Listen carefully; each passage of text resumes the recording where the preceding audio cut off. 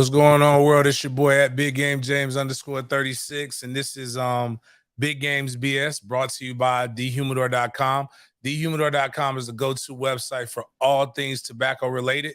Check out thehumidor.com for your cutters, your torches, your cigar boxes, your humidor packs, anything that you want tobacco related, they got it. Thehumidor.com. If you type in that if you type in sports den at checkout, you will be given 20% off. And if you go over $150, it's free shipping. If you would, we're right at 15, almost at 1530 when it comes to subscriptions on YouTube. Please go check out the YouTube. Please continue to comment. Please continue to do stuff. We had a lot of good traction on Friday's show, which is wild because I don't know what the fuck happened with the algorithm, but we were able to give away 3 tickets to the game. Shout out to my guy, Ramon James. I'm gonna read this, man. This is the stuff that this isn't. Damn, I can't read it.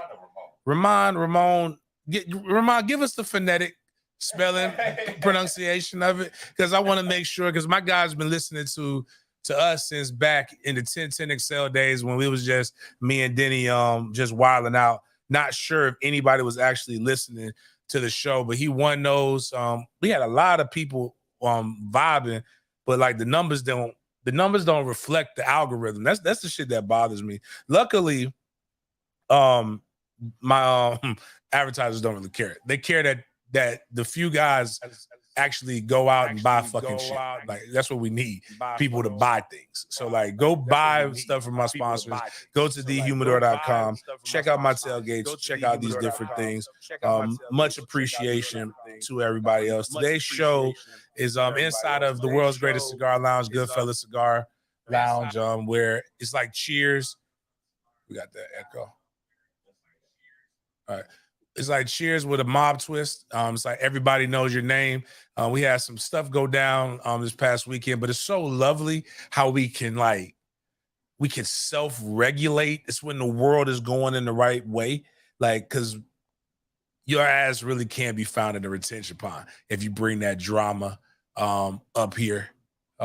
Chris, we got some. Oh, he fixed it. But I say this to the show's jam-packed. Mainly because I'm lazy. I'm not even gonna hold you. Like, I should have done a Jag show yesterday. I'm tired. It's hard.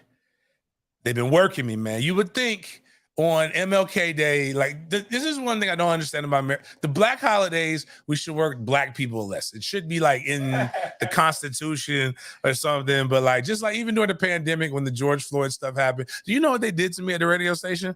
They made me work I worked 12 hours on that Monday after George Floyd. I worked 3-hour morning show. I worked the midday show, and then I did my own show. But like, I'm smiling, but like the Jags winning has really, really thrown a crook in my schedule. So like, I was going to Kansas City anyway, and for some business, but the Jags won, and I'm thinking like, all right, well, cool. They keep winning, so now it's like I gotta go. Now they play on Saturday, so like my whole thing was I'm thinking they're playing on Sunday. But now they play Saturday at 4:30. So now I got to miss Trey's game. And now my son's mad at me because I forced him to get a haircut. And I forced him to, and I'm going to miss his game. But he's really not mad at me for missing his game. He's mad because he likes Patrick Mahomes. And he's not going to be able to go check out the game. So that's the real thing. So we're going over here trying to get shit together. But, I'm tired of this. I need somebody to share these into the different Facebook groups, which I really don't care about Facebook anymore, because I need everybody to go check out my the YouTube. So, but here's what Ramon, we haven't gotten phonetic. Ramon, okay. Razor to Ramon. We got Ramon. It's just funny, like, because he's very black. Oh, really? Oh, man. Yeah, man. He's very black, man. Old black man. But check this out here. I appreciate these kind words. He won our thing. He's won 2 things back to back, and these all random. I think he won a Sammy Smith jersey at the tailgate, and then he won the 3 tickets. Wasn't the greatest seats, but he was in the action for what we're about to go break down here. Because this was, if you wasn't out here in these Duval streets this past Saturday, I don't know what was going on with you, but this was the hottest ticket. They did great. But like he said, I'm truly thankful, bro. I remember being in the hospital, and I'm glad I'm glad he's on the mend. He made through that a couple of times. Listening to you, Denny and JJ, your shows were the only ones keeping it real on FSU, UF, the U, and the Jags. Your shows have kept me afloat during tough times, a reprieve from the things I was and am going through. You show by doing, maybe talk about it and maybe talk about it afterwards. Helping with the free food drives, MFTK Foundation, training athletes, giving free advice, and helping people connect to other people who probably would never be in the same space together. No, sir, I thank you and give you a salute, bro. Like the D-Train song, keep on, bro, keep going, man. I appreciate that. Appreciate you noticing, man. We're going to talk about my gripe with the legend that I believe is a good man. I believe misguided because he's being guided by another legend. But we'll talk about that today's show. Today's show, again, Jags coverage. We'll talk about the NFL playoffs and how crazy the motherfuckers were this past weekend. We'll talk about Ed Reed, OG Bobby Johnson losing his goddamn mind. We'll talk about a mom getting in and roasting. And then I promise you, you're not going to want to miss the background behind the story with the MLK, the famous MLK graphic that probably got Tag fired. It's probably the beginning of the end of the Willie Taggart era. But if you go to the Simpsons one, Miles, I want everybody to realize my 4-year-old controls my crib. He was determined to not let daddy sleep in, no matter how late daddy has to work, no matter how dad's feeling, because he was out here in these elements. But this is how I woke up on Sunday morning. I had to go in there. They kept waking me up. They kept bothering me, asking me for shit. So I just had to tell them to politely leave the premises so that I could exclaim, I could say what I needed to say, get it off my chest, and then they came back in. So this is how every male in Jacksonville basically woke up on Sunday morning after that victory. Kids, would you step outside for a second?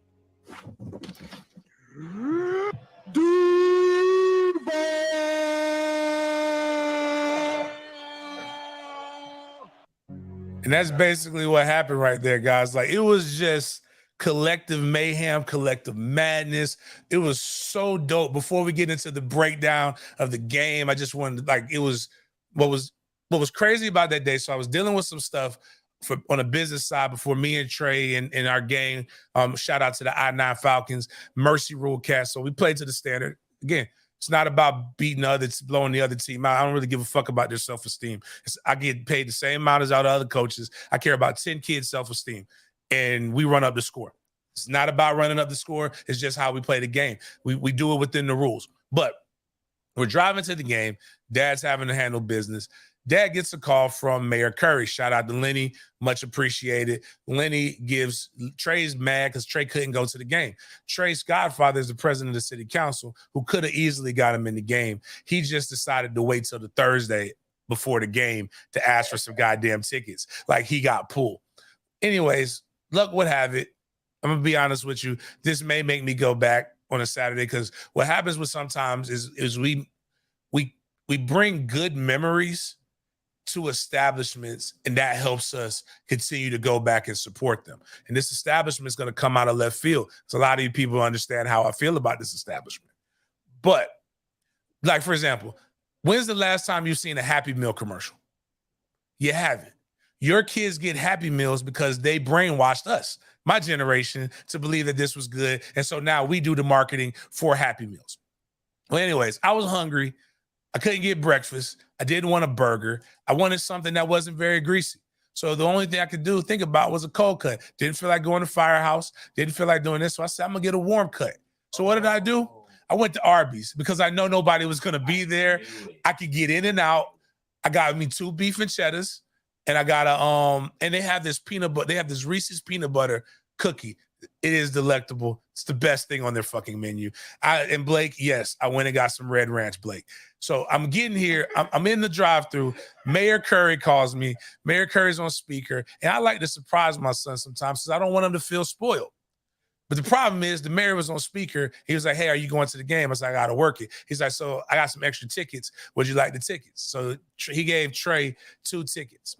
And he doesn't just give him 2 regular ass tickets. He gives him tickets to the terrace suite. So this motherfucker is watching the game, eating snow crab legs, crawfish, like everything you want from bougie. It's like a tailgate. It's like my big game tailgates. You got the bougie food, and then you got the regular hot dogs and burgers. And the hot dogs and burgers are really good. So they got the good boar's head cheddar up there that you can slap on that burger, man. I'm telling you, with the good. Sorry, because I am hungry. I haven't eaten today too. But like, ain't nothing better than getting a good glizzy or a burger on some good ass bread. Like the bread takes it to the next level. That's why I don't understand vegans, but whatever. Regardless, Trey got to experience the game, and it was an ass whooping in the beginning. But nothing. I think, do we have the video of him on the tweet with you guys with the game? I know you pulled up a lot of video. But like he got a chance to experience the game and how crazy fans could be. And yeah, this was the one. So this is basically the rundown of a 9-year-old Jag fan at his first game. And all the things that go through it, the drama. He's very fucking dramatic, but it still was a good vibe, good feeling. Love that he was able, him and Miles took him to the game. Love that him and Miles got a chance to experience that together while I had to go and work in the cold and didn't even get a chance to enjoy any of the delicious food. So, but check this out. And I think the kick was in y'all direction too. Yeah. So that made it even cooler.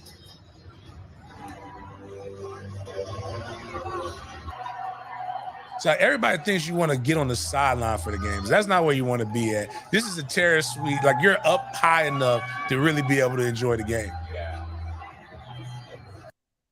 He's praying. Right now he's praying that the kick goes in, and then you're about to hear all the screams.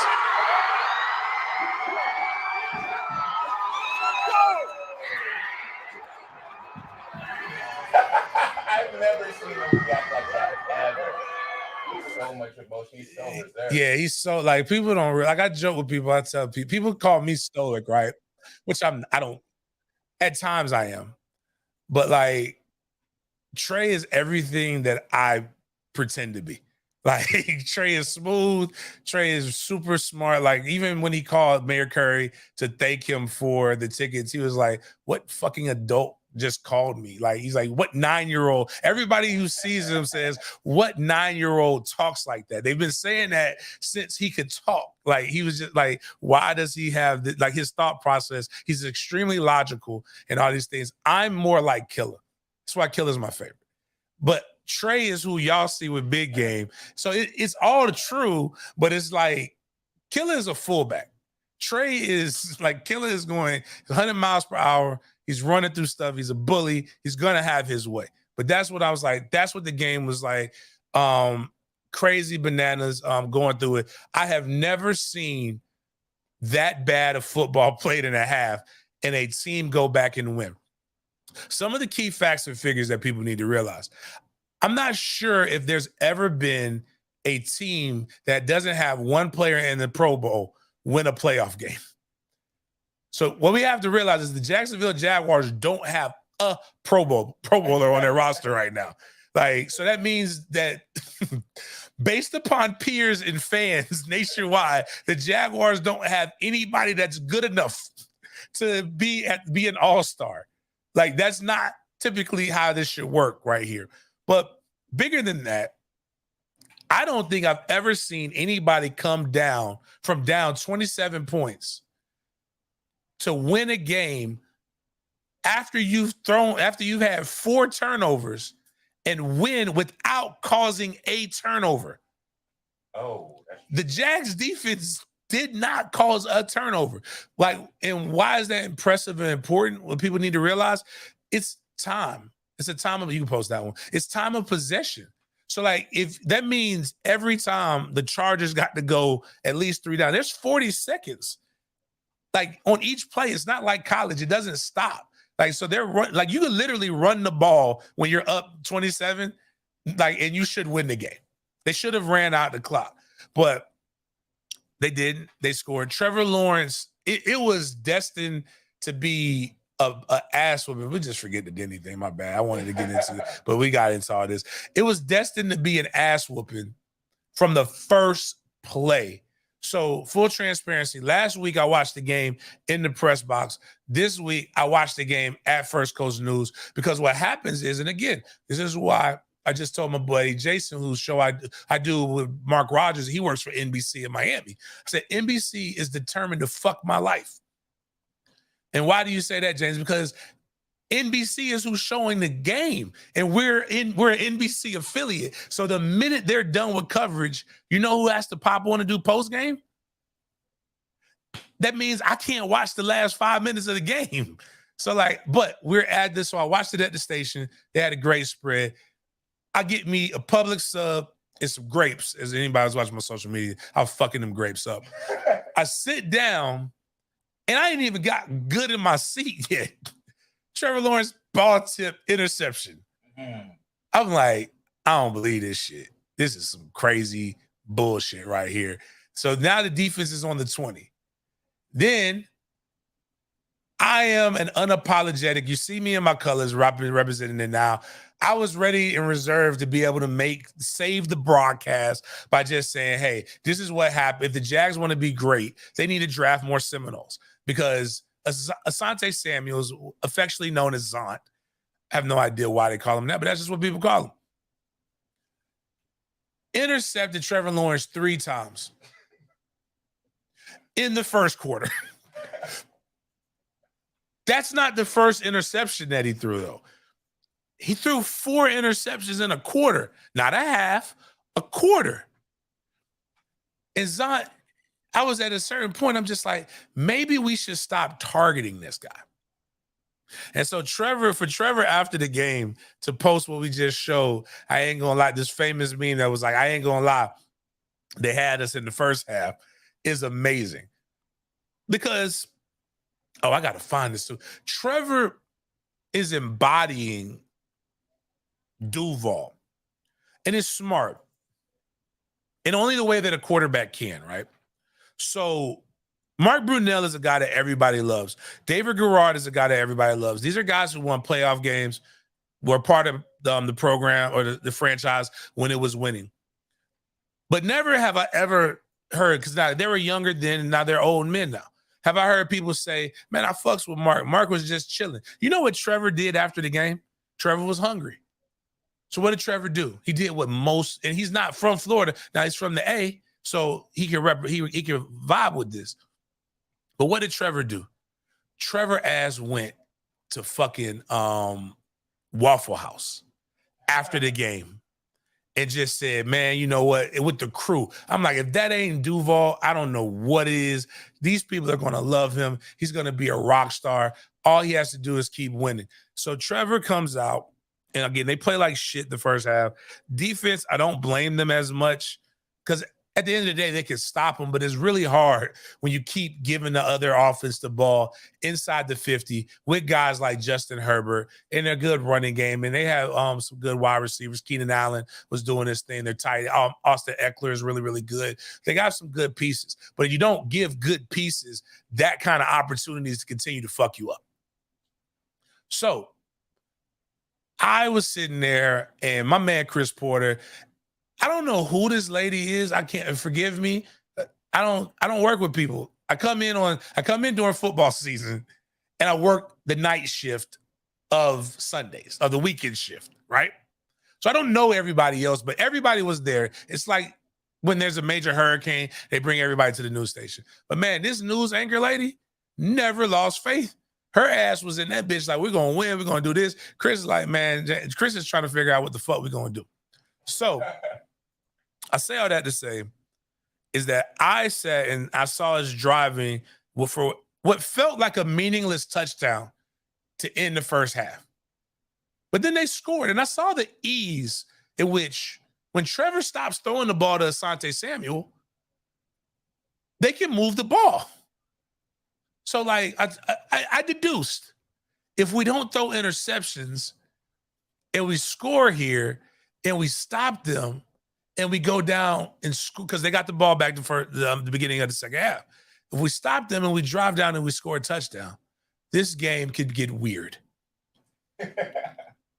I did not know that I was Negrodamus. For those who don't know, Nostradamus is a guy who just said a bunch of random shit. Some of it in abstract shit that people piece together to make it seem like he predicted the future. But I didn't know I was good at predicting the future, because boy, did it get fucking weird. The second half was one of the most brilliant halves of football that I've seen. Yet I also saw on the flip side a team completely shit the bed and like be out coached. Actually, if you could find, I think it's one of the last things under the Jaguar stuff that I sent you, Miles. Yeah. But if I would have saw this in the beginning, no, that's not. Oh yeah, definitely we need that. That one's going to definitely come up. That kid is a vibe. Sorry, like damn shit. Yeah, we need that, but that's not it. It's this. If I would have known that Brandon Staley was a nut ass bull freak, or that he was a grade A weirdo, I would have never had faith in them winning, because there's no sound needed on this one, Miles. This is just what if Bobby Bowden, Sean Payton would have ever done this to start off a game, I'm like, yo, man, get me off this fucking team. I'm hitting in the transfer portal. But like, let me show you guys what my man is out here doing. He is throwing that thing back.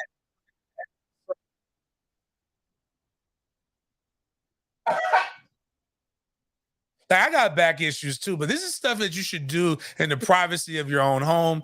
Kids are watching. Now, walk in the stands and stuff. But like, this is what he did. He didn't do this before our game. This is when like I had another game, but at the same time, man,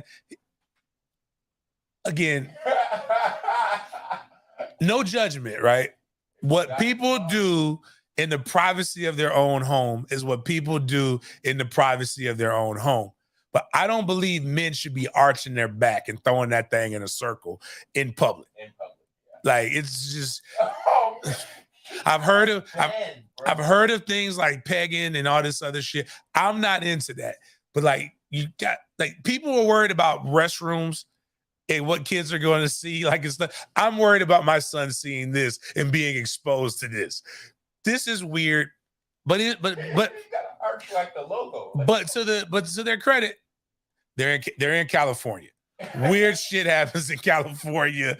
Who knows? But if I would have known that, I would have never lost faith. So what they did was, and then when we heard Dougie P, one of the dopest, most coolest, most calm and collective guys, Dougie P went out that bitch and said, at the end of the half, we're going to just chip away. And I got faith. And basically play that video, Miles. And basically, if you want to see a summation or a meme of what the Jags were, not the one with the guy coming out of the next one. Yeah, this is basically what Trevor Lawrence and the Jacksonville Jaguars did and what they were to get out the game. Is it playing now? Oh, no, we got to get this thing.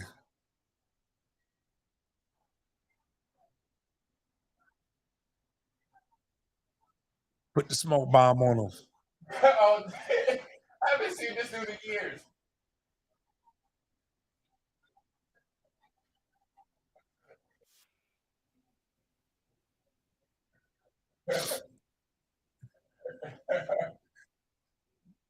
That is basically, if you want to know what the Jags did to the Chargers, this is basically it. My man is, for those listening to us on Apple Play, on Spotify and all that stuff, my man's coming out of the casket, sharp, dressed to the T's, puts the smoke bomb up, and they thought he was dead. He rose from the dead and started jugging on them. So, again, getting to the point, driving down the field, they get to where the game is, what was it, 30-27. So the Jags scored. Excuse me, 30-26. Jags score. Dougie P decides that he wants to show the world that his nutsack is so big that he has to wear a hoodie as pants for him to be able to carry them. And he goes for 2. Now, mind you, this was dumb from a true, purely football perspective. Because if you miss it, now you put yourself in a situation where you have to score a touchdown to win. Whereas if you just kick a field goal, extra point, now you stop them, drive down the field, you kick you kick a field goal, you tie the game, play for overtime. Dougie P was cold as fuck. I ain't gonna lie to you. I'm with you, Dougie P. So my feet were frozen. Doug is like, man, it's too cold for all that shit. We either gonna win or we're gonna lose. It ain't no in between. And I remember saying this. At this point, they should have lost. Nothing suggests that the Jaguars fans should have stayed, nor anything suggests that the Jaguars should be in a position to even be this close. This game should have been a blowout. But I figure if you're this close, why not just go ahead and test luck? Because even if you miss it, this seems like this is God's plan. It's like the Drake, not the Drake. It's like the Rick Ross, Jay-Z, Lil Wayne, and DJ Khaled song. God did. That's basically what it was. So he goes for 2. Trevor Lawrence makes a heady play, steps to the side, uses his 6'1" frame to stretch over and do almost like as a layup into the end zone. Because all you gotta do is break the plane. Because Joey Bosa's can we talk about the Bosas and this meathead steroid ass, potentially bigoted, with a slight twist of racism?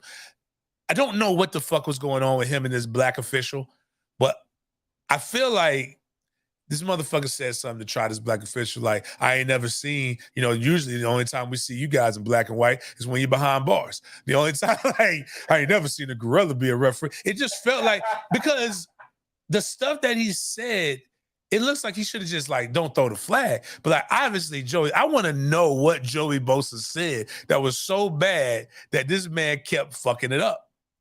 Because this happens, they go for 2. Now the score is 28-30. Justin Sherbert gets stopped. And then basically, you can show the kid. And basically, this is what Trevor Lawrence, this is the embodiment of Trevor Lawrence right here. If you want to see what Trevor Lawrence did to the San Diego Chargers after they got to that stop, this was Trevor Lawrence and Dougie P. Because I saw some shit that I haven't seen since I was in grade school. James, what do you mean by that? Man, this is what I mean. We ran the wing tee when I was in high school. These boys literally went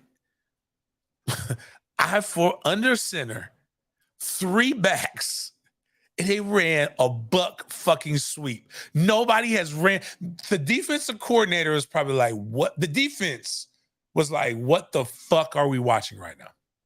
We don't even know how to line up because everybody has spread out. I've told people the newest innovation in football is going to go back when people go back to the days when men were men and they drank their coffee straight and they drank their liquor straight and their men were straight and the women were straight. That's what's going to happen with the next innovation of football. Went down there on 4th and 1. Everybody's thinking quarterback sneak or straight up dive. Travis Etienne, for the first time all year, decides that he can dodge a light pole and actually gets down to where they're in great range. And then a kid who absolutely nobody knows, I still don't know our kicker's name. And I'm going to tell you this. I was trying to get him on the show today. Our long snapper was hurt. So our long snapper hasn't been able to play. So what are the Jaguars going to do?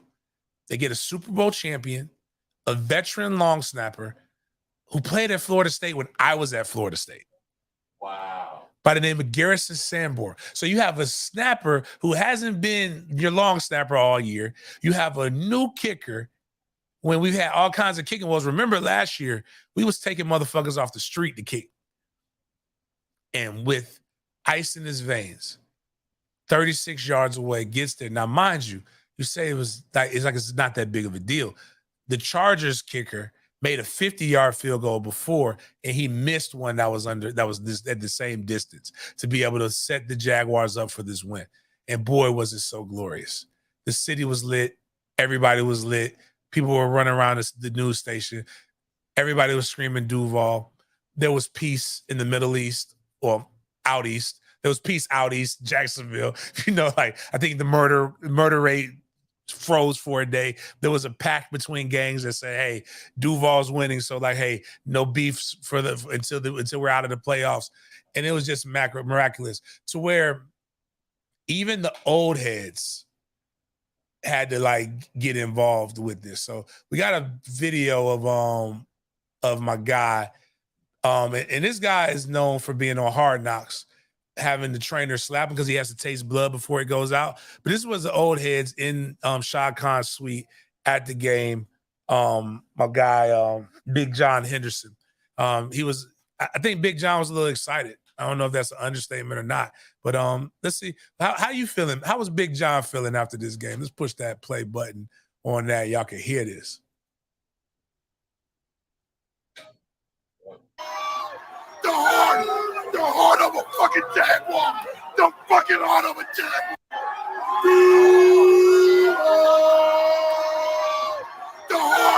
The heart of a fucking Jaguar.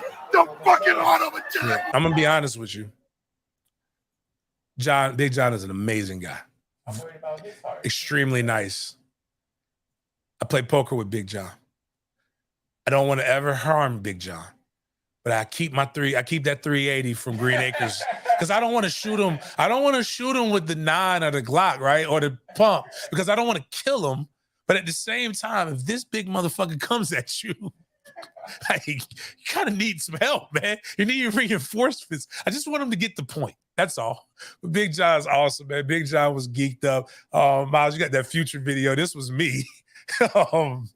After the game in the parking lot, and, as my guy Big Cheese says, I was dressed like fucking Kojak with my sweatshirt, not my sweatshirt, my brown jacket on. But this was basically me right here living my best life, because this has been one of the best years I've had in sports media. FSU's won 10 games. I've never had a situation where both teams that I do most of my coverage are good. And I'm sorry, like, you know, when you're covering a team, you kind of do get a little bit invested when they're winning and losing, because you know, it makes your job easier. You know how hard it is to say somebody sucks in a million different ways? But basically, this is me right here.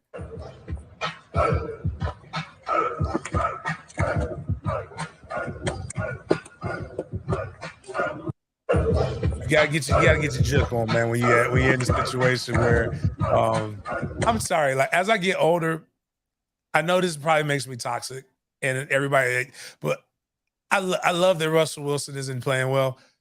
Future has some of the best advice, not for making kids, but some of the best advice on IG and some of this other stuff. He's starting to make more sense when you like sit back and you can live your best life through him. But if you would play this, the last time that these two teams that we play on Saturday at 4:30 met, Patrick Mahomes and crew beat the Jacksonville Jaguars by 10 points. Okay, what is Chris saying? He's saying it's selfish, but he's happy that the Miami lost, so Patrick Surtain can come up here. Oh, without a doubt. Man, I wish I put that tweet out. My boy Dibby posted, like, I see FSU fans wishing that the Miami Dolphins lose so that we could get Patrick Surtain. And I was like, with all due respect, you know, I just want them to lose so that I can pick up my boy Dibby. But we'll talk about that a little bit more. But also, yeah, man, fuck them Dolphins, man. I need Surtain to be here because we have an influential transfer that's basically set up about making sure that's there. But if you could play that video real quick. The Jaguars, since this happened, are 7-1 since they lost. They lost to Patrick Mahomes and KC at Arrowhead earlier this year. You got a talented team, man. Keep those guys going. Good luck. 7-1 since this was this a transfer of power? I don't know, but I'm gonna tell you this. I don't know if they'll win. Patrick Mahomes is that good, and I'm not sure our defense of no names can consistently do that. If Trevor Lawrence plays the way he played in the second half, there's not a team in the NFL right now that could beat the Jaguars.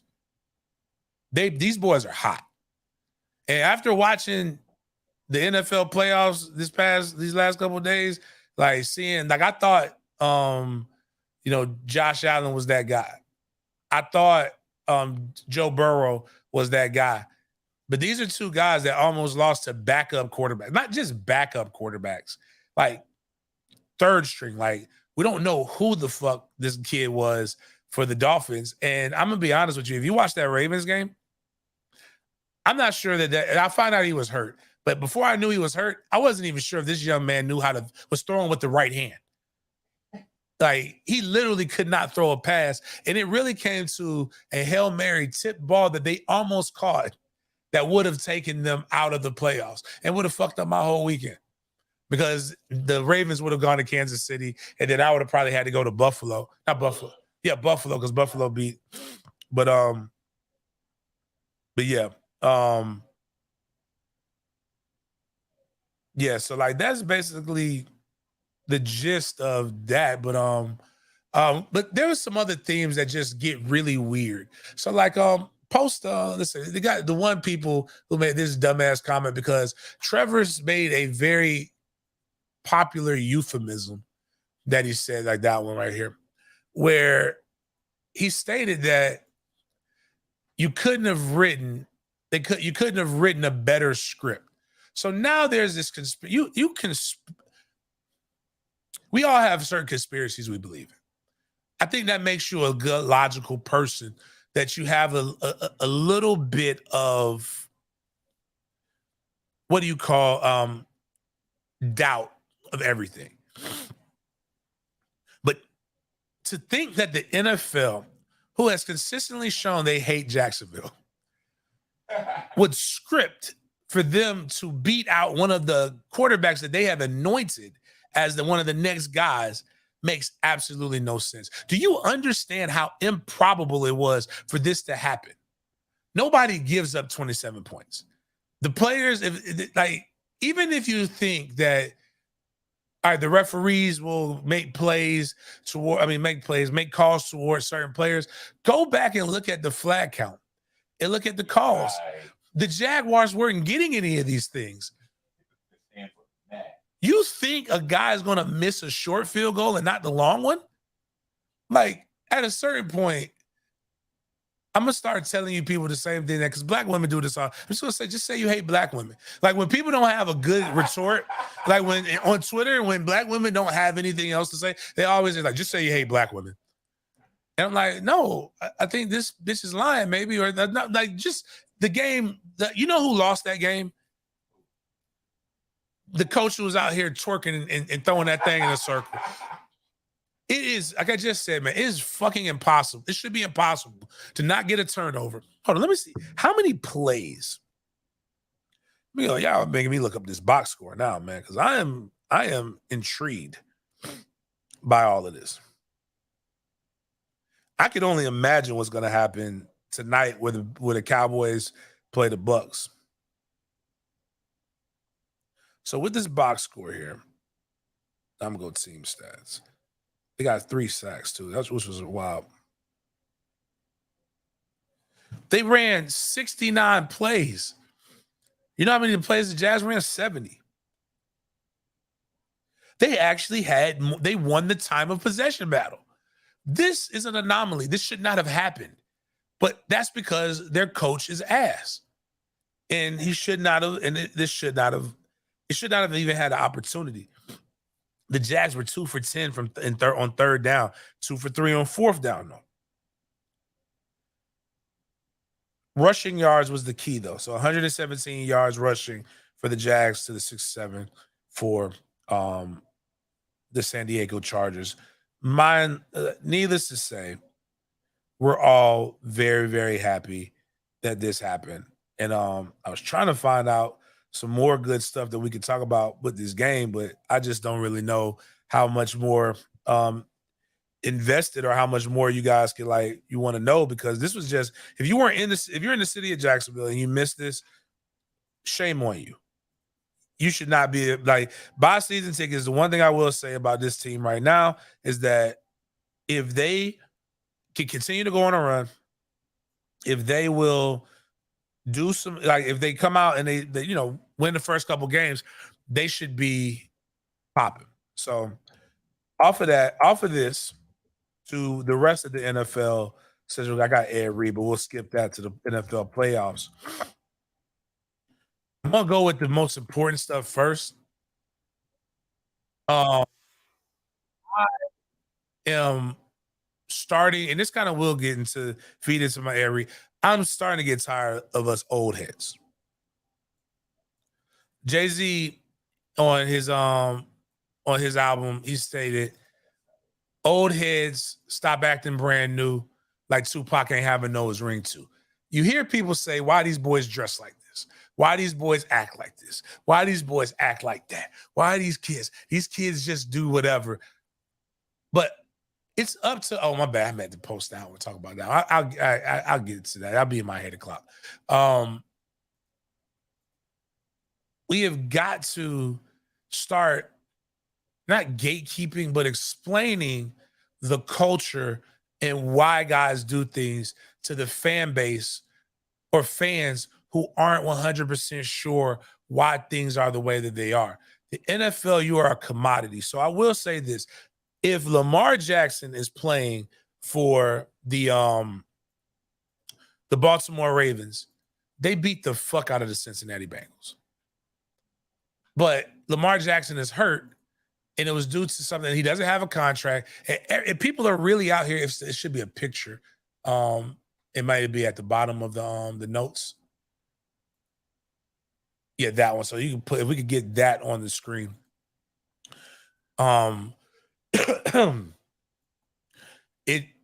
It's really a shame, and of all people who should know about being used and chewed up and spit out in terms of the NFL, it should be Michael Vick. Michael Vick made a statement about Lamar Jackson, saying, and then another couple other players were going out here, and they know how this thing works. You're only as valuable as your health. And we've seen a guy, and this guy actually made a comment, and I think this is what I would like to start seeing us guys who have been there before stop trying to fit in and stop trying to get attaboys and stop trying to make the fans like us more because they were because there's a segment of the population who is jealous that they never got an opportunity to do what you do. And really, we need to start going out and explaining the way things are. Michael Vick said, "It's the playoffs. You're 3 games away. Put a brace on it. Get it going. Put a brace on it. Let's go. I played a whole season with the torn MCL. Congratulations, you played yourself. You didn't even if you did that, you did not put your team in the best position to win. All you did was be selfish and feel like you were bigger than the team, because that's what happens when you get hurt. And you know you're not 100%. It's so many things, so many other things were wrong with his knee outside of just an MCL like that. But you know who played with a fucked up knee? And it literally ruined his career and made us all have to stomach watching Kirk Cousins every week? Robert Griffin III. Anyone saying Lamar Jackson should just brace it up and go play, regardless of the extent of the knee injury, needs to get their heads out of their ass. And that is the truth. It sickens me when I see guys who have actually been through shit, right? You've been through shit. You know what it's like. But yet you always feel like I got to go and lean on the side of the fucking billionaires. This is a fraternity. I'll go as far as saying football in general is a fraternity, not just NFL, but for those of us who have been through the things. And let's stop this false bravado of how tough we were. I bring up an example. I joke with kids all the time. I tell them, like, you know, I played with kid you not, 2003 season, especially when we played the University of Florida. That game, I had a broken hand, a torn labrum that I knew I was going to have surgery on, and I had a contusion in my quad. And yes, I went through and did it. But you know what James Coleman at 38 years old can actually muster and say? I was fucking stupid. I also went bold. I broke my hand against North Carolina State a few weeks before the Florida game. And you know what I did? I went bowling. I did a lot of dumb shit because I was young and dumb. When we get old and gray and we have some wisdom, it's our obligation to stop saying dumb, stupid shit and start backing up these kids because that's what's going to make the game better. That's why I hate when people just like these, like, I've never been that guy, which is probably part of the reason I'm not on 10-10, which is part of the reason why I'm probably not mainstream, because I'm not finna bow over, spread my cheeks, and let you penetrate me with your dumbass ideologies and thought process and talk. That's what a puppet does. Michael Vick knows good and damn well that shouldn't have happened. And I'm disappointed. Not mad at Mike, I'm just disappointed. And that's what happens with these old heads. I'm getting really disappointed with you old heads. And I'm going to start saying this shit because that's one of them old things. I hate when people say I'm disappointed, but because it makes me mad. But I'm literally trying to make you mad, Mike. Okay. The difference between me and others is I'm not going to throw a stone and hide my hand. I'm literally saying this shit because that was dumb. I do get really mad when people say, don't fucking tell me you're disappointed in me. Bitch, you ain't my motherfucking mama or my daddy. What the fuck that's supposed to mean? But I am... maybe I can find. I want us as old players to really want better for the next generation because hating ain't gonna get us move forward. But Roberts also said some other things like, "This is why you don't." Oh no, that's what he said. He said, "I played with no ACL and ACL for the brothers on my team. It changed the trajectory of my career. Hindsight is 2020. I didn't have the luxury of that. Lamar does. He is doing the right thing. He's not doing the right thing for today. He's doing the right thing for generations. And what's funny is when you motherfuckers pick and choose what's best for your generation and your family. He's doing what's best for him and his family because guess what happens if he goes out there and does more and creates more trauma, more knee damage? That means he's getting paid less money. His value is less. This is stocks and commodities. And probably him with a messed up knee ain't winning you a Super Bowl just because we saw shitty QB play this past weekend. But moving on from that, actually, like this is one thing I will say though, and this is another reason why I didn't think he should do. I'm not so sold on Greg Roman or on John Harbaugh. I have no fucking idea what these guys were doing toward the end of the game. Like, we saw it with Harbaugh and with my fellow African-American coach, Mike McDaniel, down at the Dolphins. Like, clock management was piss poor. You got guys consistently getting delayed games. It was so bad that the Bengals were like, they're tricking us. There's no way that they're incompetent. So they burned their timeouts when they were literally going to run the clock out. I had to tweet this. Man, these boys on the Ravens wild and so much that it's making the Bengals call timeouts. The coach is like, what the fuck is going on? And then I stated, what in the Willie Jerome Taggart is going on with John Harbaugh? And that was, the whole situation was bonkers. It was craziness. But they lost. Moving on to the Bills-Dolphins game. Again, another situation where it was looking like it was going to be like the Jaguars-Chargers game, but it didn't. And it really all fucked around because Xavier Howard was getting torched in the beginning. But the game changed when Josh Allen did some hoe-ass shit. Matter of fact, I'm not the only one who thought this. My guy, my Bill Ford Tough, like my guy's dope. He knows he knows how I feel about it. I call Kendall Browse the hoe because Kendall Browse is a hoe. But like he says, Josh Allen is a hoe. And I'm like, yeah. Josh Allen goes and he throws an interception to Xavier Howard. The D lineman goes and he's about to light him up, but he doesn't. He just love taps him. Doesn't hit him really, really hard. Just kind of like grab. So because Josh Allen was trying to go make a play, trying to make the tackle.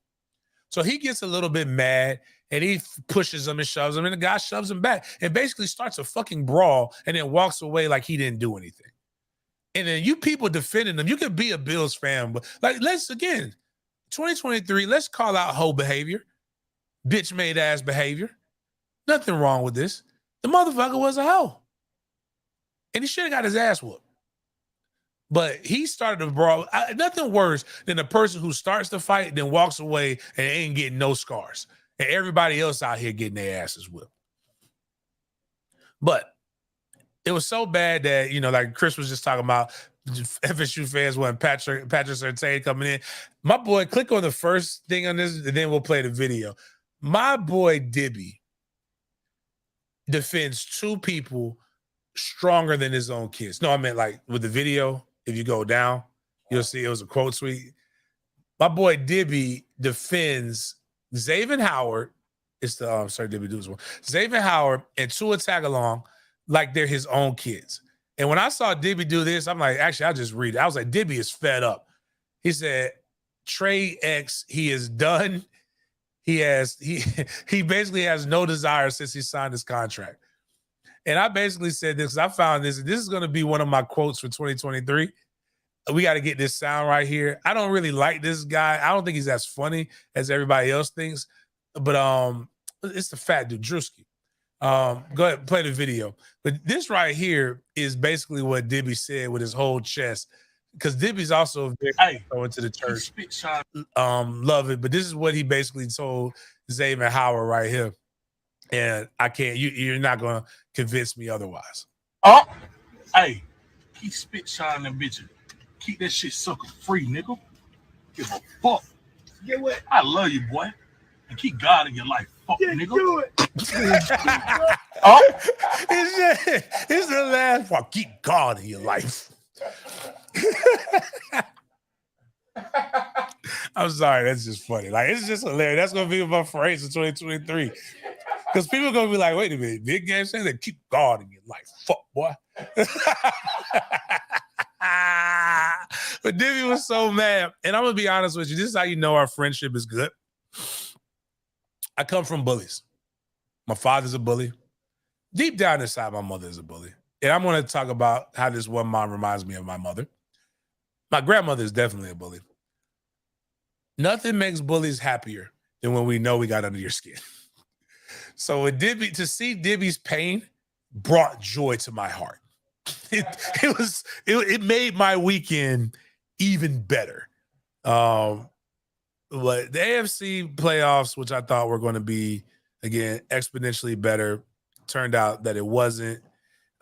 These guys just, like all these top the quarterback play was so bad that it didn't make any sense. But I will say this, James Cook did prove one of my theories right about the NFL. It's like I was talking about last week, like be good on a great team, make plays that NFL scouts and GMs can see, and you'll be drafted and you'll be able to play. James Cook is a perfect example of that. James Cook only had 798 yards rushing his senior year at Georgia, and that was his best season.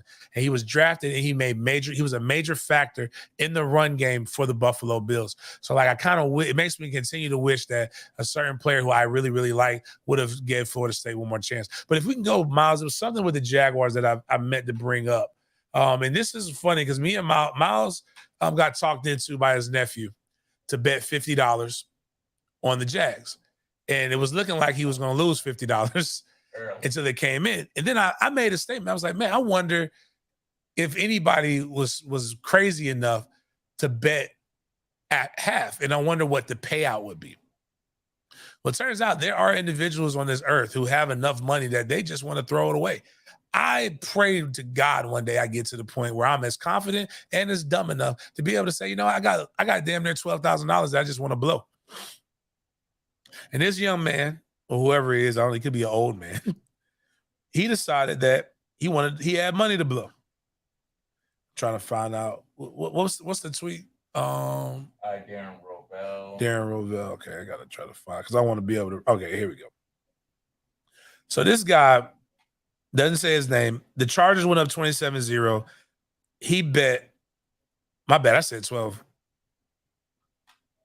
Oh, excuse me.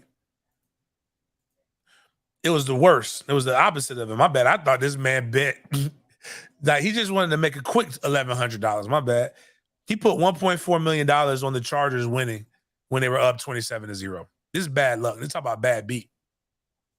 Jacksonville came back to win 31-0. The bet was indeed made. He was only going to make 11. He did all of this for $11,000. Talk about doing the most.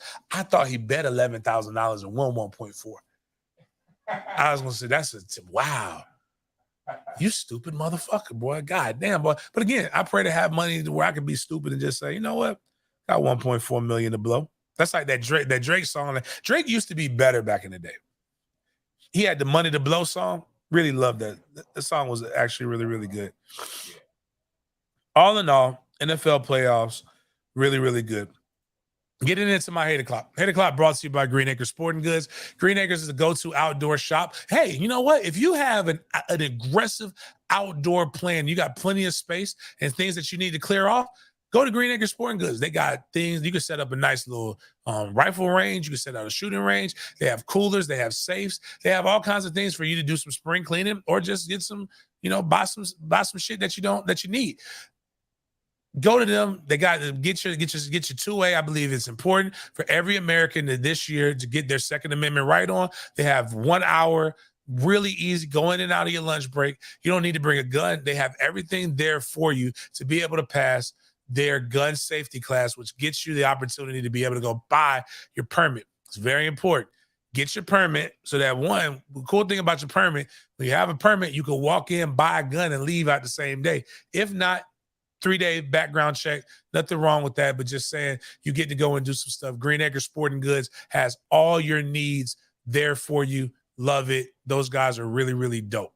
Now, again, old heads, stop acting brand new like Tupac ain't have a nose ring too. Nobody, everybody if you've watched this show or you follow me since 2004, you know that I don't care for Deion Sanders very much. It's not that I don't like him as a football player. It's not that I don't wish him success. What I don't like is the fact that he ain't shit.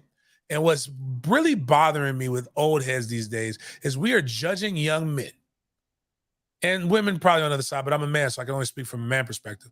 We are judging people based on actions in which we portray as well. What you hear a lot of people always tell, especially these recruits, don't take the social media. Keep that in-house. Why did you have to do that?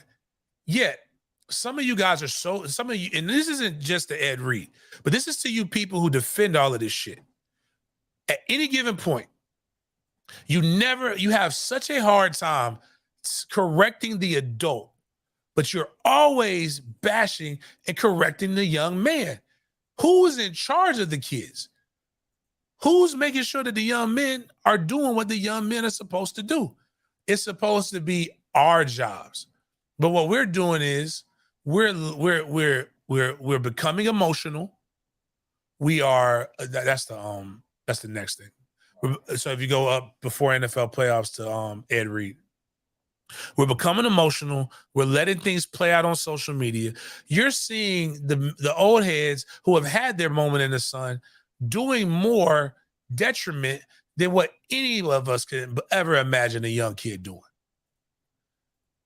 So I'm going to let the record kind of go. Let's let Ed talk. And then we're going to go back through. This goes for the first one. That's the second one. But that's the one we want. All right, this is the one.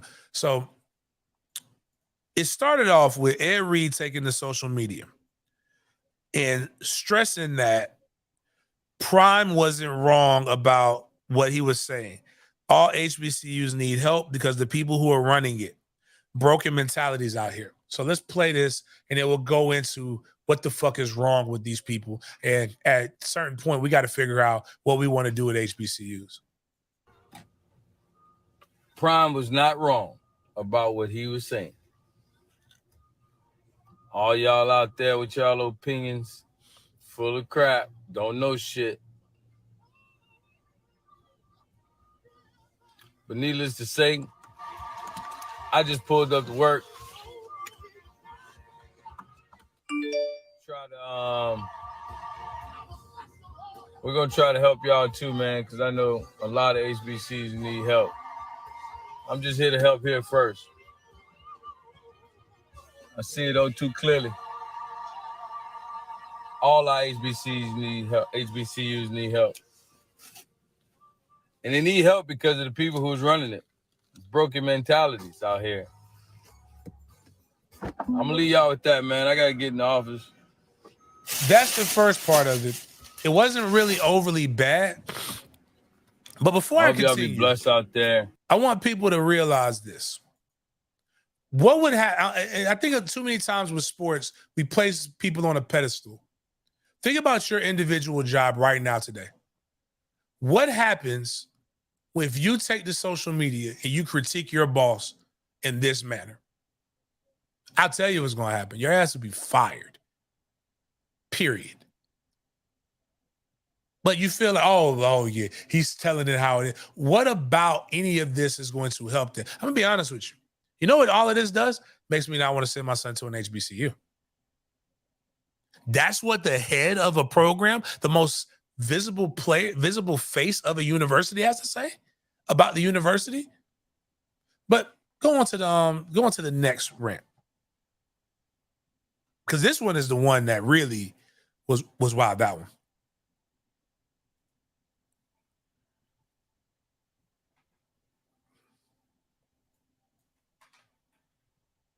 You saw the front of the building. Terrible. This the back of the building. They working on the front of the building. This the same people said, we gonna help you build what you want. How I'm gonna believe you, man?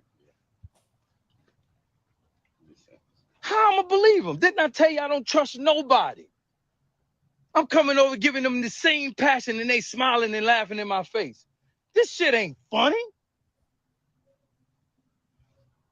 We gonna ride through the fence that they ain't fixed the fence. We about to ride through this fence. This ain't even football side.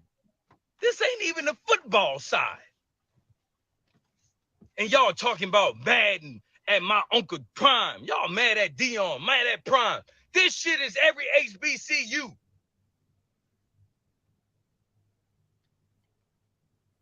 Bro, we riding through the fence. This is track, bro. This is track. This is what they practice on. It's a straightaway. Another video. This is intramural field. You can't practice on this. These kids got this. Mind you, BCU doesn't have, that's not where they practice at by the way. Trash. Yeah, I'm showing it. So go ahead, push pause real quick. I gotta show you. Because we don't go into that, but you can go check that out. But here's the crazy part. He's making this stuff in real time. Like, this is his first time seeing this. Because it probably is. And you know whose fault that is? That is Ed fucking Reed's fault. Because you do a walkthrough, you talk to the people, you go see what you're doing. You're bitching about an office. Like, you're not even under contract. Now, there are things that do need to be helped. And I've called people at Bethune-Cookman. So this is the one thing that I don't do. When I know I have access to somebody, I go. I knew about Ed Reed being hired. Matter of fact, if you go and look at all the tweets, James Coleman, one of the first people who said Ed Reed would be announced as the new coach. Now, I also know that there's some stipulations in his contract. There's some language, and that's on BCU's fault because they're not used to having somebody of this caliber. They probably should have outsourced it to an entertainment lawyer, because I will give them that part. But here's what you got to realize. Every university has issues. It is not just an HBCU thing. And what I need black people to do is stop this shit where you believe that the only thing happening in the world is to you. We love to speak on generalities and then get specific. There is also processes. It's during a holiday break where everybody's still not getting there. But you know what would have happened if you would have picked up you could have picked up the phone, probably called some of their janitor services, and had all of these different things done in the manner in which you thought was acceptable. But what you did was you took an opportunity, as opposed to going through the proper processes, which we always get on young men. If you can go pull up that last email I just sent you, Miles. Instead of going through the proper processes, You decided to take an opportunity to blast your current employer. And what is this helping? In what manner is this getting you the desired result? Because this is what we know Ed Reed to be and what Ed Reed can do. He has seen this. This has happened before. And he handled it in a much better, much more professional manner, but it was not with his own kind. There was a billionaire behind it. And we know you know how to act right. It's when we get around each other is when we start wanting to have these tussles, when we can have these conversations behind closed doors. As Ramon posted, there's a lot of things that you don't know about me until after I've done it. I go into a situation and I see something bad, I figure out how to help it, and then I get out there. And just like the thing where I went on a rant a few months ago about FAMU and the NIL, I did not go on a rant when it first started. I went on a rant and I didn't even call the people out the way they should have been called out, because I still believe it and I still want them to have the help and the passion that they can have, because I believe in the HBCUs, even though I went to a PWI. But play this. This is how I know Ed Reed, the leader Ed Reed, and how he should have handled this situation with the same delicacy in which he handled it, because he understands processes and that people have a job, but sometimes that's not up to those people to do. Because we got volunteer firemen walking around here cleaning up after grown men, right? My locker, your locker, is 2 feet from the garbage can. You come off, cut your tape off your ankles, your wrists, and instead of you throwing it in the garbage can, where you throw it at? On the floor. I'm like, listen, guys, this is the little things, man. Pick up your towel. You walking out, the dirty bin is right there when you walk out. Why you leaving that towel in there for somebody else to come in there and clean up? I did it myself because I didn't want the firemen to have to look at my nasty-ass teammates' towels and have to pick them up all the time. That's all the teammates that can vouch for that. And they can vouch for this story because it's true. Super Bowl year. We ain't winning it if y'all don't do the little things. See? And did you sense Hold on. a shift? We started to come together even more so. I said, we're going to the Super Bowl in New Orleans, and we win. So, again, I'm not holding him to a standard that he's never held himself to, or something that's outside of what Ed Reed is known for. This was Deion Sanders, and Deion Sanders is coaching him through this whole part. That wasn't him. And you know how before anybody else comes on here, I'm going to read you. We don't even have to post a fucking statement, because you all know, if anybody who has common sense knows, you don't go out and you can't do that to your employer. You can't talk like that, because your ass would be fired. And he probably should be fired, even though I do believe his heart he has what's best. In regards to my social media and comments about the university staff and other institutions, I would like to sincerely apologize to all BCU staff, students, and alumni for my lack of professionalism. My language and tone were unacceptable as a father, a coach, and a leader. My passion for our culture and betterment and bringing our foundation up got to the best of me, and I fell victim while engaging with antagonists on social media as well. I'm fully aware of the hardworking folks at our school who are fighting to make things better and more financially sound. I am encouraged from my communication with my AD and our administration, and understand it's a work in progress. I'm going to reiterate, it is a work in progress. My passion is about getting and doing better, and that goes for me too. It is a work in progress. You don't take an HBCU job thinking it's going to be like Miami. Now, mind you, let's talk about Miami, where you came from. You talking about a practice field. Bitch, you just left a school that has a 50-yard indoor practice facility. You know you don't have all the things that you need at the University of Miami, because even though they are good and they're a Power 5 program with a really good budget, it is a small private university. You know what you just went to? A small private university. You basically went to the UM of HBCUs.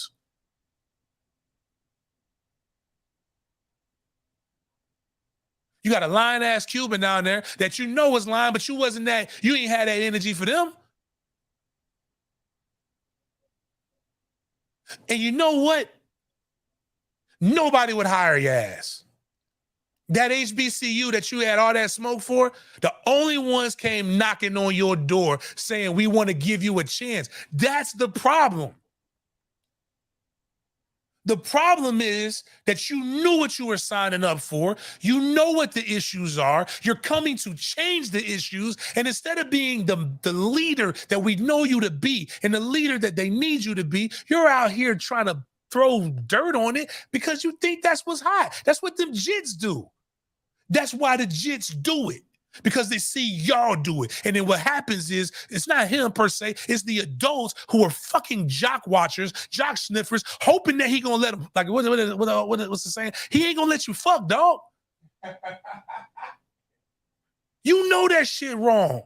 But instead of saying, oh, well, yeah, he right. He's a right. What was right about that? What did it accomplish?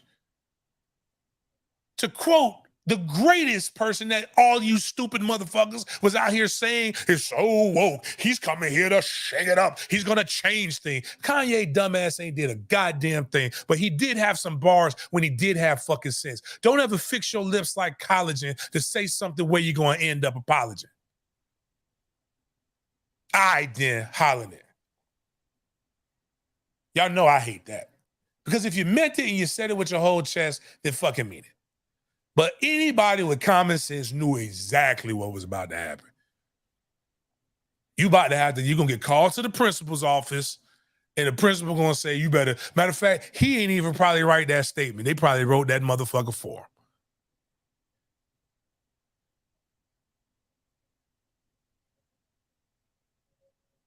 It's the spread of misinformation. And again, it's a situation just like what Deion did when he first went to Jackson State and they had roaches and rats crawling around in the office. He's like, look at this shit. He's putting it on social media. You putting your school on blast when you can go fucking call the exterminator your goddamn self or the university one. I'm here to tell you, you know what Florida State has? They have roaches and rats in places too. It is not a situation that is unique to the HBCUs, and I'm tired of y'all saying that shit. And because all it does is belittle institutions that we wouldn't even have some of the opportunities we have right now if it wasn't for these institutions. My mom was educated at a HBCU. That's what she met my goddamn daddy. I was looking good yesterday. They did a thing December 1983, I believe. If I'm backtracking the months, it takes a little bit of time to make something in the lab.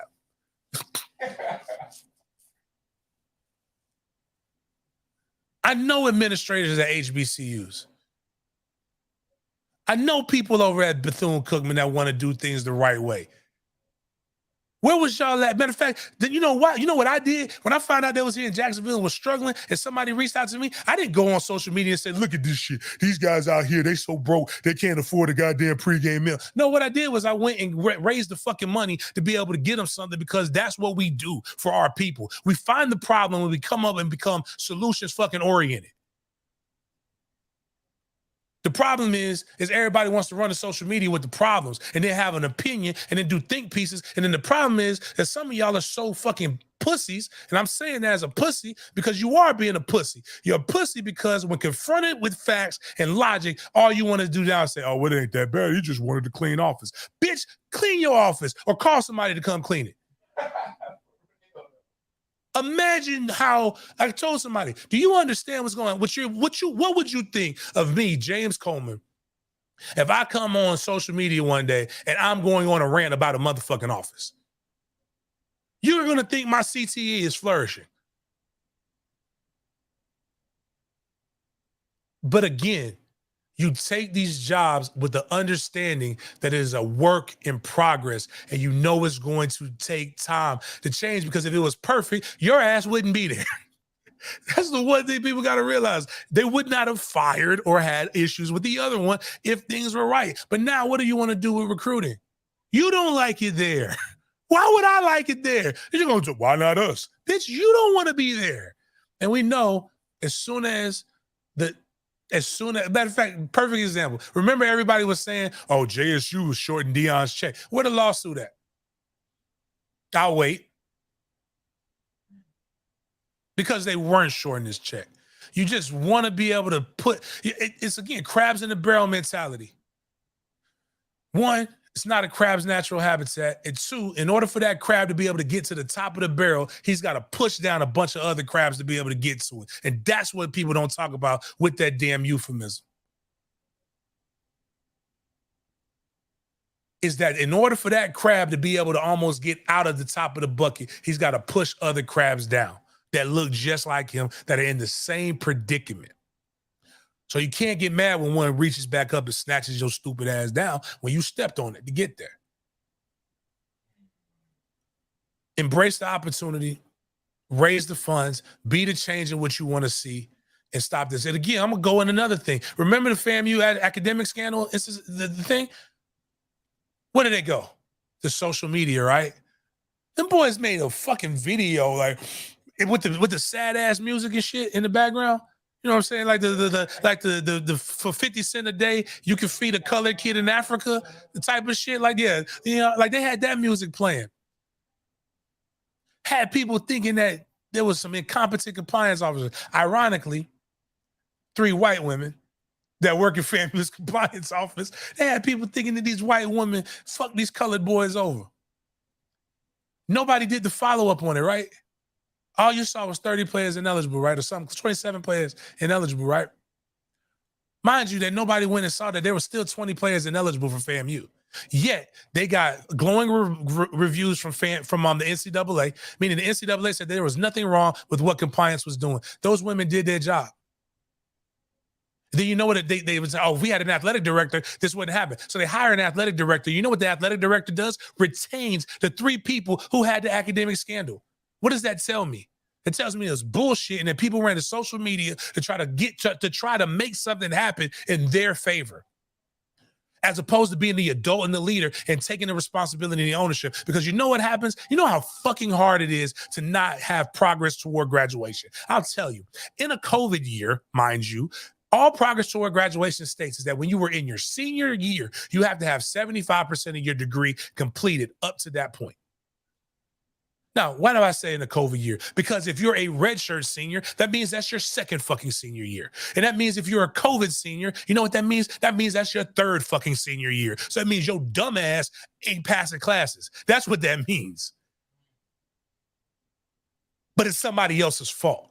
The HBCUs are underfunded. The HBCUs don't have the proper protocols. No, you just didn't do your fucking job. And that's not a problem that's just for HBCUs. That's the same problem at UNF. That's the same problem at JU. That's the same problem at other small universities that somehow manage to not get into the same funky ass problems that we get in.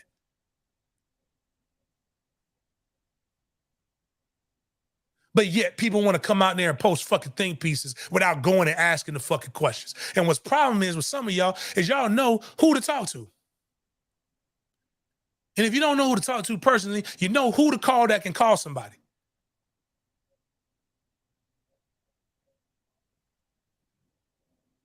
Out here, such strong opinions. God damn, boy, y'all. And black people love to pick on people who voted for Donald Trump. How could you vote for Donald Trump? You just like him because he's a celebrity. Have you seen how you colored people act when it comes to celebrities?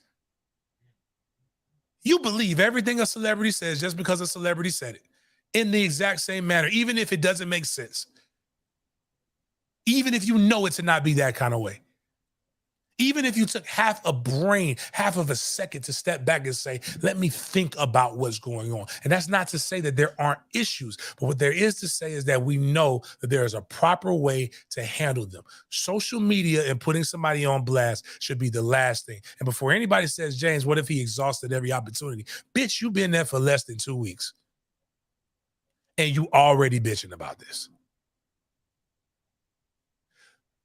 The problem is, you already spilled the milk. You can't put the milk back in the container when it's spilled. You got to clean up the mess, and it takes a lot of energy to go clean that goddamn mess up. When you could have just not spilled the motherfucking milk. Put that right there. Basically, this is what, to make light of the situation, this is what Ed Reed basically did. Is you ever seen that bad bitch in the club that's fine that you want everybody to know that you with? Ed Reed went to that bitch's house and said, damn, bitch, you living like this? Just say you have, just say you hate black women, Ed Reed. My man put this, retired NFL players are getting ready to, players getting ready to set us back 30 years spreading misinformation about HBCUs. But I'm gonna tell you this though. This is what I do say. I will be honest with you. The real we didn't delete. I read that. The real issue with HBCUs is why the fuck do y'all keep hiring these people? You can post that though, because I still don't understand this. You literally your alma mater got a 50-yard indoor practice facility, man, and all kind of bullshit. Don't have like can't even do a full scrimmage. Can't even do like a full 11-on-11. But you over here worried about a black college that don't have a tenth of the budget.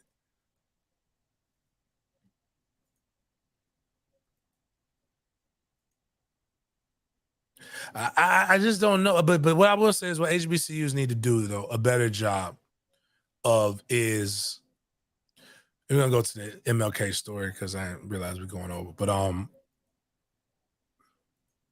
hiring people that want to be there.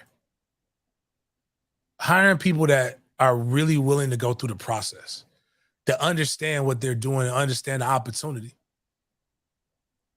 Like, I'm not saying that he would have been a better coach, but like hiring a guy like Raymond Woody, who went to BCU, who wants to coach there. You know, really going after guys and stop falling into the cult of celebrity. As one thing I say, and what my biggest critique of Deion was, at a certain point, as adults, to move the culture forward, somebody has to be the people who are willing to sacrifice. The person whose holiday that a lot of us are chilling right now about to barbecue and go drink because that's what black people do. But who's going to be the MLK? Who's going to be the guy that's going to be so selfless that he's going to step up and actually want to do this the right way? Because I ain't even going to hold you. A lot of times we see celebrity and we automatically assume right when celebrities, the only reason you know who that person is because it's not because they're smarter than you. It's not because they either have more money or what happened was they were extremely talented in one thing and all of a sudden they got an opportunity and a platform. Don't tell me he's a Hall of Famer and that excuses it. Because I've never let somebody with a title disrespect me or my institution. I don't really give a fuck who you are. Because my goal at the end of the day is about progress and getting better. That's why people can say I'm if nothing else, I'm consistent. But I told you guys I got a story to tell. So I'm gonna tell it. We're gonna probably add this thing where mamas is getting off on people because the Jaguar shit was exciting and then this Ed Reed shit and all the NFL playoffs. But what I will say is this. We'll get the music later, but like I love this holiday. Not just because of who the man is, because a lot of y'all really don't know who the fuck the man is. You have a misunderstanding of what you believe MLK to be. They call it whitewashing history. It's one of the worst things that they've done. The American history educational system in regards to history is so bad that we have no idea. We don't really know these people. We know an idea of what these people and what's presented to us. But the one thing I will say is that he was a man. He was complicated. But he was a man that did go out and oh shit. He was a man that did go out and continue to push the envelope for you and I. So, but I love the fact that you guys are going, one thing black people are going to do is going to throw a party any holiday. So I don't take offense to it anymore. It's just kind of what we do. There's Kwanzaa celebrations. There's going to be Kwanzaa specials. There's going to be all kind of chicken and watermelon specials going on in February for Black History Month. So I expect to see these different things like MLK with a gold grill. I love it. I mean, I'll be honest with you guys. I asked, please share your favorite MLK flyers with me. MLK is selling stuff at strip clubs. He is doing all these different things. And what made me really start liking these things, because it's like what Kevin Hart had, laugh at my pain, is a story that I'm going to tell you. Is the music? Can we get the music going on this one? Because this is, I believe we just got to, you got to kick it off with Biggie. This one has No, the IG one.